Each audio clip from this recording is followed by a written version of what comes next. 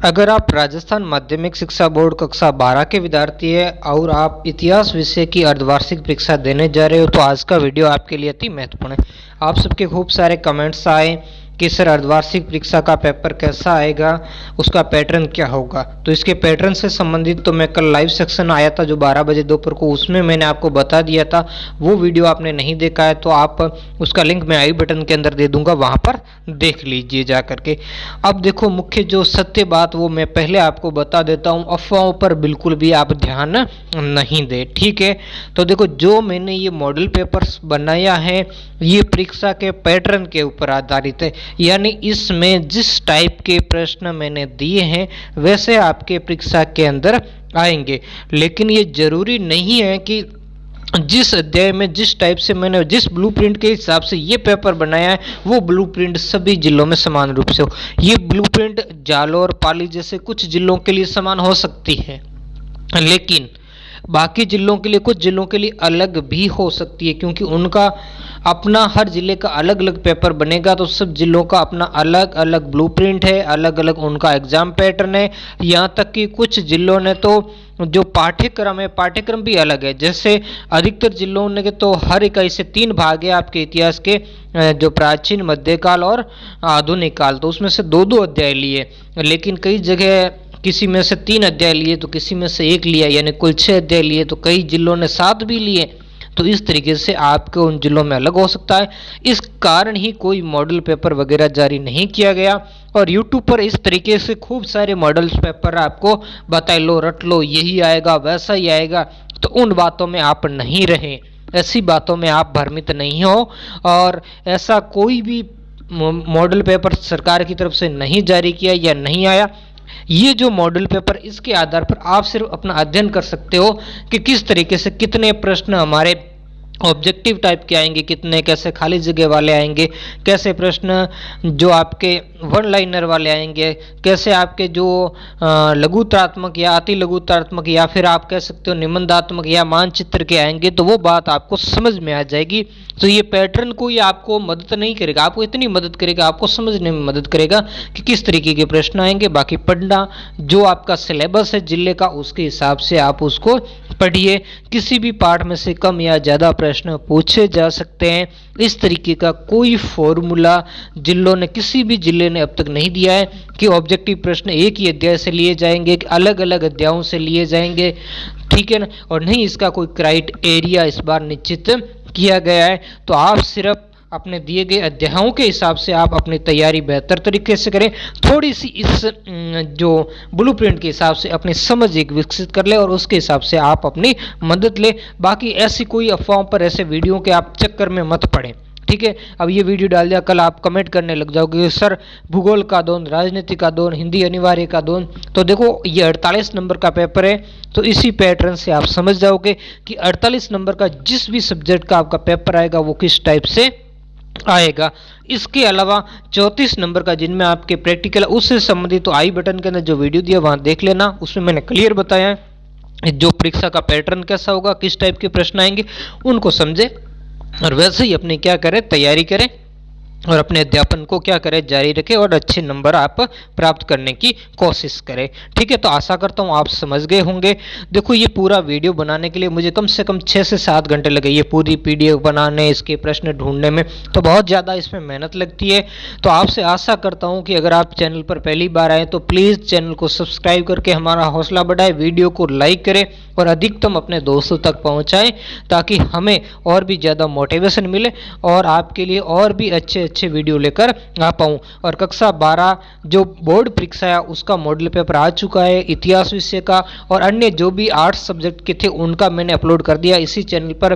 तो आप जो आरबीसी अपडेट्स या सभी मॉडल पेपर वाली प्लेलिस्ट है उसमें जाकर देख लीजिए, वहाँ आपको मिल जाएंगे। और जल्दी ही जो इतिहास विषय का जो मॉडल पेपर आया उसको मैं हल करके भी आपके सामने लेकर आऊँगा। इसके अलावा आपको मेरी सारी अपडेट्स कबीर क्लासेज 58 ब्लॉग पर मिलेगी, कबीर क्लासेज 58 ब्लॉग पर। उस ब्लॉग पर ये पेपर भी आपको वहां से मिलेगा और वहां पर आपको इसका सॉल्यूशन किया हुआ भी मिलेगा। आज इसमें भी हम इस पेपर को हल करेंगे, लेकिन वहां भी ये पेपर आपको सॉल्यूशन किया हुआ मिलेगा। इसके अलावा वहां अर्धवार्षिक परीक्षा के जितने भी जिलों ने आपके क्या किए, आपके सिलेबस जारी किए, उनकी पीडीएफ है, टाइम टेबल है। इसके अलावा जो आपके 10वीं का हो चाहे 12वीं के जो आपके बोर्ड परीक्षा के मॉडल पेपर आए वो भी वहाँ अपलोड है। इसके अलावा जो आपका 30% कम किया गया सिलेबस है वो भी वहाँ पर अपलोड है। तो बहुत सारी जानकारी वहाँ से आपको कलेक्ट हो जाएगी। एक तो तीसरी पोस्ट है जो आरबीसी सिलेबस रिड्यूस के नाम से, उसमें देख लेना। इसके अलावा आपकी जो कक्षा 12 हिस्ट्री ब्लूप्रिंट वाली है, उसमें भी जो मैं आपको ब्लूप्रिंट डाल दूंगा 2020 का, सॉरी 21 का डाला हुआ, अभी उसमें 2022 का भी मैं डाल दूंगा, अर्धवार्षिक और वार्षिक दोनों का। वहाँ से आप अपना ब्लूप्रिंट देख सकते हो। इसके अलावा जो आपके मॉडल पेपर वाला आपकी एक पोस्ट है, उस मॉडल पेपर वाली पोस्ट से भी ये वाली पोस्ट है, ये जो मॉडल पेपर आप प्राप्त कर सके, दोनों ही डाल दूंगा, ये अर्धवार्षिक और वार्षिक का वो मॉडल पेपर वाले में मिल जाएगा। और जो क्वेश्चन बैंक वाली प्लेलिस्ट है उस पर जल्द ही आपको क्वेश्चन भी प्रोवाइड करवाए जाएंगे विद उत्तर में। तो आपको ब्लॉग आपको नोट ही कर लेना है और उस ब्लॉग पर हमेशा आपको क्या करनी है, विजिट करते रहें। वहाँ इस चैनल और ब्लॉग के द्वारा आपको बहुत अच्छी तरीके से जानकारी प्राप्त हो जाएगी। तो अब आपका समय नष्ट नहीं करते हुए इस वीडियो को प्रारंभ करते हैं। तो यहाँ पर ये देख सकते हो, अर्धवार्षिक परीक्षा 2021-22, विषय इतिहास, कक्षा 12, समय वही 3.25 घंटे और 48 अंक का ये आपका पेपर है। और ये जो निर्देश आपको है सामान्य रूप से इनको पढ़ना है कि जैसे आपके अपने नामांकन लिखना, सभी प्रश्न करने, इसमें अनिवार्य, प्रत्येक प्रश्न का उत्तर दी गई उत्तर पुस्तिका में आपको लिखना, जिन प्रश्नों में आंतरिक खंड है उनका उत्तर एक साथ में लिखना। ठीक है, अब खंड अ पहला प्रारंभ हो रहा है। बहुविकल्पी प्रश्न, निम्न प्रश्नों का उत्तर सही चयन करके उत्तर पुस्तिका में आपको देना है। तो यहाँ पर आपके सामने पहला प्रश्न है कि हड़प्पा सभ्यता का पूर्वी स्थल आलमगीरपुर किस राज्य में। आपको 4 ऑप्शन है, राजस्थान, महाराष्ट्र, उत्तर प्रदेश या गुजरात। तो ये कहाँ पर है, आपके उत्तर प्रदेश के अंदर है जो हड़प्पा सभ्यता का सबसे पूर्वी स्थल है। दूसरा जो क्वेश्चन है, भारतीय पुरातात्विक सर्वेक्षण के पहले डायरेक्टर जनरल कौन थे। पूछा है कि पहले डायरेक्टर जनरल कौन थे। तो REM व्हीलर थे, HR राव थे, कनिंगम थे या BB लाल। तो इसका सही होगा कनिंगम, जो अलेक्जेंडर कनिंगम है वही भारतीय पुरातात्विक सर्वेक्षण के पहले डायरेक्टर जनरल थे। अगला जो क्वेश्चन संख्या है थर्ड, 6ठी शताब्दी में सर्वाधिक शक्तिशाली, 6ठी शताब्दी में सर्वाधिक शक्तिशाली जनपद कौन सा था। ये सभी एक एक नंबर के हैं। गांधार था, मगध था, काशी था, वस्त था। तो इसका सही आंसर होगा मगध।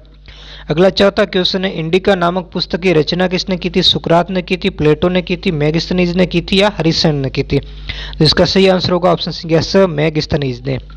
अगला प्रसिद्ध यात्री जो बैप्टिस्ट ट्रेवेनियर कहाँ का निवासी था। इटली का, फ्रांस का, मोरक्को का या इंग्लैंड का। तो ये कहाँ का था, फ्रांस का था। ये बर्नियर भी वहाँ का था, फ्रांस से ही संबंधित था। अगला जो किताब उल हिंद पुस्तक के लेखक कौन है। कौन सी पुस्तक है, किताब उल हिंद जो पुस्तक है, इसको कहीं तहकीक हिंद भी लिखा मिलता है। तो ये दोनों एक ही पुस्तक है। अल बिरूनी ने लिखी या बर्नियर, इब्न बतूता या मार्को पोलो ने लिखी। तो इसके लेखक होगा ऑप्शन संख्या अ, अल बिरूनी ने लिखी। इसके अंदर भारत के बारे में बहुत सारी वर्णन आपको जानने को मिलता है। अगला, निम्न में से कौन से भक्ति संत असम से संबंधित थे। असम राज्य से कौन से संबंधित थे। नानक थे, अंडाल थी, शंकरदेव, अपार। तो यहाँ कौन थे, शंकर देव थी।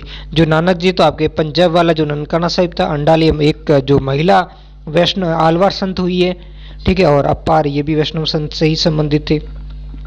अगला है, शेख फरीदुद्दीन गंज शक्कर की दरगाह निम्न में से कहाँ पर स्थित है। तो अजमेर में, दिल्ली में, फतेहपुर सीकरी या अजोधन। तो ये अजोधन पंजाब में स्थित है, वो पाकिस्तान वाला पंजाब उधर वाला इलाका है, वहाँ पर स्थित है।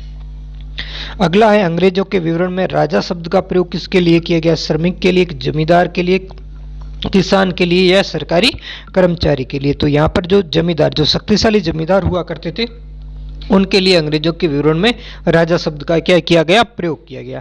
10वां या 1857 के विद्रोह के नेता नाना साहिब कहाँ से संबंधित थे। ये कानपुर से थे, झांसी से थे, मथुरा से थे, हैदराबाद से। तो इसका सही आंसर होगा कानपुर में, यानी नाना साहब ने कानपुर में ही विद्रोह किया था। उनको पेंशन नहीं दी थी, इसके अलावा उनको पेशवा भी अंग्रेजों ने स्वीकार नहीं किया था। बाद में जब इनको लगा कि यार संघर्ष में अब जीत नहीं पाएंगे, तो वो नेपाल पलायन कर गए थे। तो दूसरे का पहला, बाबा गुरु नानक का जन्म स्थल ननकाना साहिब कहाँ पर स्थित है। ये रिक्त स्थान में आपको बढ़ना है, रावी नदी के पास। 1765 ईस्वी में जो इंग्लिश ईस्ट इंडिया कंपनी ने रिक्त स्थान की दीवानी प्राप्त की थी, किसकी की थी। यहाँ पर इसका सही होगा आपका आंसर, बंगाल की दीवानी प्राप्त की थी। फिर 1857 में विद्रोह की रिक्त स्थान से शुरुआत हुई थी, तो कहाँ से हुई थी, मेरठ से हुई थी, यहाँ मेरठ लिखना। अगला प्रयाग प्रशस्ति की रचना रिक्त स्थान ने की थी। तो प्रयाग प्रशस्ति रचना किसने की थी, आपको लिखना है हरिसेन ने की थी। किसने की थी, हरिसेन। ये सभी एक एक नंबर के थे। अगले ये प्रश्न ये भी एक नंबर के, जिनका आपको एक शब्द या एक पंक्ति में क्या देना, उत्तर देना है। सिंधु सभ्यता में गोदीवाड़ा यानी बंदरगाह कहाँ से मिला, तो इसका सही आंसर होगा आपके ये लोथल से मिला। कहाँ मिला, लोथल। अगला सर्वप्रथम फोटो या लेख युक्त सिक्के किसने जारी किए, तो इसका जो सही आंसर होगा हिंद यूनानी शासक, हिंद यूनानी शासकों ने। यहाँ लिखना है हिंद यूनानी शासकों ने। इससे पहले भारत में पंचमार्ग सिक्के चला करते थे। अगला जो यहाँ पर 1857 के विद्रोह के समय भारत का गवर्नर जनरल कौन था, तो ये आपको लिखना है लॉर्ड कैनिंग था। कौन था, लॉर्ड कैनिंग था। ठीक है, इससे आगे अगला प्रश्न है कि कुदाल का प्रयोग कौन जमीन को खुरचने के लिए करते थे, तो यहाँ पर आपको लिखना है ये कौन करते थे, ये पहाड़िया लोग करते थे। पहाड़िया लोग, जैसे संताल लोग तो हल का प्रयोग करते थे, और पहाड़िया लोग किसका करते थे, जमीन को खुरचने के लिए इस कुदाल का प्रयोग किया करते थे। और अगला जो हम देखना है कि कबीर की वाणी किन पुस्तकों में संकलित है, तो कबीर की वाणी में 2 पुस्तक है। एक का तो नाम आपको लिखना है बीजक, और एक का नाम आपको लिखना है कबीर ग्रंथावली। कबीर ग्रंथावली, ठीक है ना, ये 2 पुस्तकें हैं, इन पुस्तकों में इनका संग्रहित है। तो इस तरीके से ये 6 प्रश्न भी आ सकते हैं, ज़्यादा भी आ सकते हैं, कम भी आ सकते हैं। और इधर जो रिक्त स्थान वाले 4 थी, ये 5 भी या 6 भी अलग अलग जिलों के हिसाब से अलग अलग आपके आ सकते हैं। अब खंड संख्या ब को देखेंगे, तो खंड ब में पहला है अशोक के अभिलेख किन किन लिपियों में लिखे गए, तो आपको यहाँ उत्तर लिखना है कि अशोक के अभिलेख है वो प्राकृत भाषा, वो ब्राह्मी लिपि एवं खरोष्टी लिपि में, तथा जो पश्चिमोत्तर क्षेत्र के जो अभिलेख है वो यूनानी एवं आरामिक लिपि के अंदर क्या किए गए, लिपिबद्ध किए गए थे। अगला है 5वां, हड़प्पा सभ्यता में बाटों का मानदंड क्या था, तो इसका आपको उत्तर लिखना है कि हड़प्पा सभ्यता में बाटों के निचले मानदंड द्विआधारी थे। द्विआधारी किस टाइप के, 1, 2, 4, 8, 16 और 32 आदि इस टाइप के, तथा ऊपरी जो मानदंड है वो दशमलव प्रणाली का क्या करते थे, अनुसरण किया करते थे। फिर हम यहाँ पर देखेंगे छठा क्वेश्चन। छठा है कि कुषाण कौन थे। ठीक है, तो कुषाण कौन थे, तो यहाँ आपको लिखना है कि कुषाण चीन के रहने वाले एक कबीलाई जाति के लोग थे। ये मध्य एशिया से, या इन्होंने लिख सकते हैं आप, इन्होंने मध्य एशिया से लेकर पश्चिमोत्तर भारत तक एक विशाल साम्राज्य पर क्या किया, शासन किया, तथा भारत में इन्होंने सबसे पहले सोने के सिक्के जारी किए थे। ठीक है, तो ये आपको लिखना कुषाणों में। फिर अगला है 7वां, किस फ्रांसीसी यात्री ने सती प्रथा का विस्तृत विवरण दिया, आपको तो इसमें क्या लिखना है, विस्तृत विवरण सती प्रथा का पूछा है, तो इसके अंदर आपको लिखना है फ्रांसीसी यात्री फ्रांसवा बर्नियर ने सती प्रथा का विस्तृत विवरण देता है। लिखना कि वो लाहौर में समय द्वारा देखी गई एक बहुत ही सुंदर अल्पवयस्क विधवा के सती होने के दृश्य तथा भावों का विस्तृत वर्णन करता है। ठीक है, तो ये इसके अंदर लिखना आपको। अगला जो आपका हो गया कि शाहमल कौन था, तो इसके अंदर आपको लिखना है कि शाहमल उत्तर प्रदेश में बड़ौत जो परगने के एक बड़े गांव का रहने वाला था, जिसने 84 गांव के मुखिया और काश्तकारों को संगठित कर अंग्रेजों के विरुद्ध व्यापक जो विद्रोह है उसका इसने क्या किया था, नेतृत्व किया था।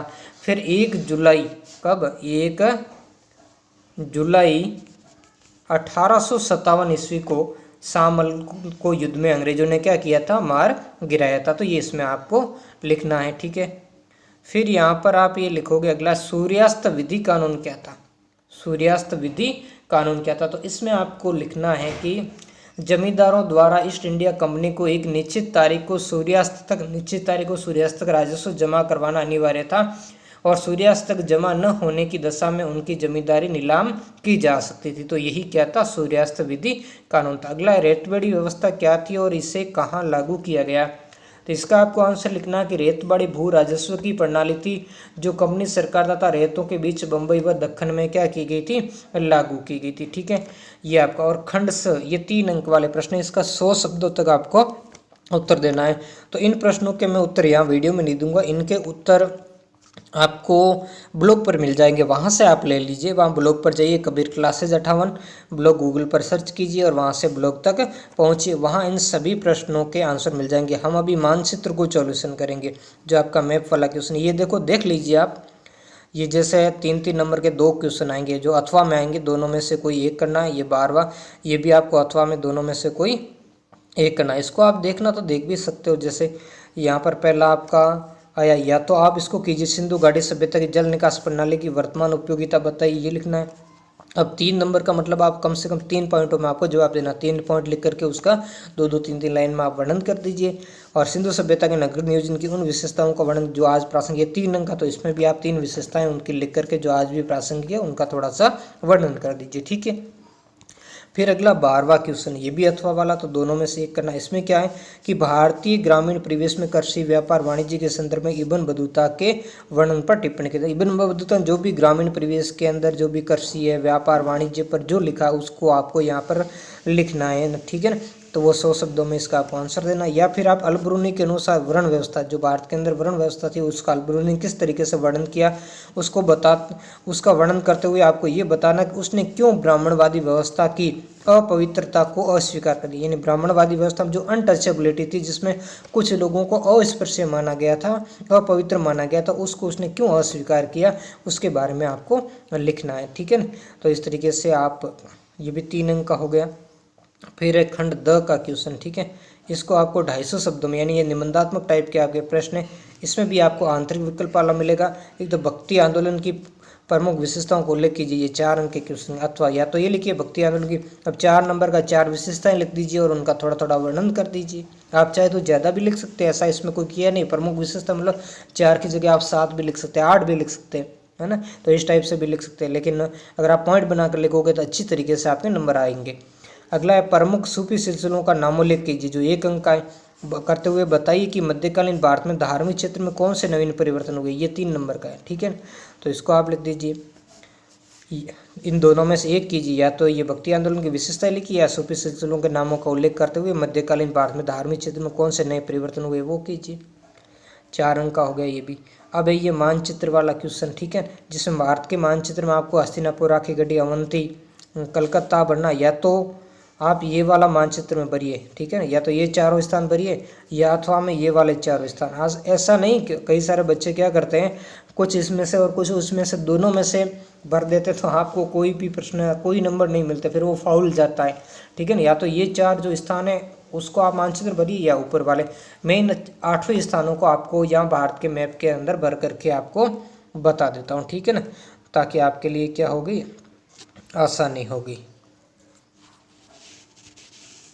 तो ये भारत का मानचित्र है और इस मानचित्र के अंदर हम जो प्रमुख स्थान है उन स्थानों को हम यहाँ पर अंकित करेंगे। जैसे पहले हमने हस्तिनापुर, तो हस्तिनापुर इधर उत्तर प्रदेश वाला, ये जो दिल्ली से थोड़ा आगे वाला इलाका, तो यहाँ पर आपको भर करके इसकी चारों ओर ऐसा घेरा कर देना है, फिर तीर का निशान कर देना और फिर यहाँ पर लिख देना है हस्तिनापुर, ठीक है ना, ऐसे अंकन कर देना है। फिर दूसरा स्थान था राखीगढ़ी, तो ये इसके पास वाला इलाका यहाँ पर हरियाणा के अंदर है, तो आपको यहाँ पर लिख देना है, देखो अधिकतर नाम बाहर ही लिखना क्योंकि अंदर नाम फिर सभी साथ में हो जाएंगे तो थोड़ी दिक्कत हो जाएगी। ये राखीगढ़ी आ गया।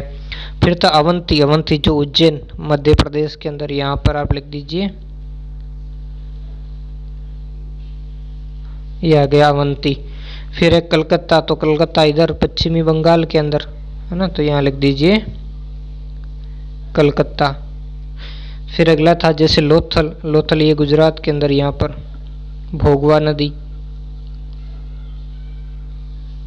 तो ये आगे लोथल। मैं दोनों प्रश्नों को एक साथ आपको 4 स्थान दर्शाने हैं, ठीक है। फिर है कानपुर, तो कानपुर आपके फिर से उत्तर प्रदेश के अंदर ही है, तो उत्तर प्रदेश का ये इस साइड वाला जो मध्य प्रदेश के साइड वाला भाग है वहाँ पर है, तो ये आ गया आपके कानपुर। उसके बाद है पुणे, पुणे तो महाराष्ट्र के अंदर यहाँ पर आ जाएगा, ये बॉम्बे से नीचे है थोड़ा सा, तो ये आ गया पुणे। और फिर है बनावली, तो बनावली भी हरियाणा के अंदर है, राखीगढ़ी के पास में ही है, तो यहाँ पर इसको हम इसके पास में ही अंकन कर देंगे बनावली, ठीक है ना। बनावली और राखीगढ़ी ये दोनों ही कहाँ पर आए हुए हैं, ये आपके हरियाणा के अंदर। तो इस तरीके से आपको ये पूरा पेपर सॉल्यूशन करना है। कैसा लगा ये वीडियो कमेंट करके मुझे ज़रूर बताएं। धन्यवाद।